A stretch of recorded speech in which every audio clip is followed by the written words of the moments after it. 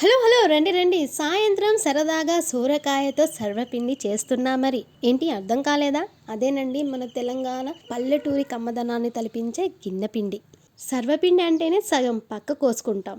మరి అలాంటి సర్వపిండిని ఇంకొంచెం టేస్టీగా చేయడానికి సోరకాయని యాడ్ చేస్తే పోలా, అదిరిపోలా, రుచికి రుచి, ఆరోగ్యానికి ఆరోగ్యం. మరి మన తెలంగాణలో ప్రతి ఒక్కరి ఇంట్లో గిన్నె పిండి కోసం ఒక స్పెషల్ గిన్నె అయితే ఉంటుంది కదా. నాలా నెక్స్ట్ లెవెల్ రుచుల కోసం తాపత్రయపడే వాళ్ళు ఇంకొంచెం ట్విస్ట్ ఇస్తూ క్యారెట్ గిన్నె పిండి, బీట్రూట్ సర్వపిండి ఇలాంటివి ట్రై చేయొచ్చు. ఏంటో ఈ మధ్య నాకు క్రియేటివ్ ఐడియాస్ బాగా వచ్చేస్తున్నా. సరిపోయింది, నీ క్రియేటివిటీ పక్కకు పెట్టి ఫస్ట్ సోరకాయతో ఎలా చేయాలో చెప్పమ్మా అని అంటారా? ఫస్ట్ సోరకాయని అయితే తరిమి కొడదాం. అయ్యో సారీ తురిమి పెడదాం. నెక్స్ట్ బియ్యం పిండిలో ఉల్లిపాయలు, పచ్చిమిర్చి తరిగి వేసుకొని అందులో ఉప్పు, కారం, వేయించిన పల్లీలు, నువ్వులు, కొంచెం కొత్తిమీర, కరివేపాకు కలిపి ఆ తర్వాత సొరకాయ యాడ్ చేసి ముద్దలా చేసి ఇలా గిన్నెకు ఒత్తేస్తే రెడీ. మీ ఇంట్లో సర్వపిండిని ఎలా చేస్తారు? మరి ఏదైనా స్పెషల్ వెరైటీ ఉందా?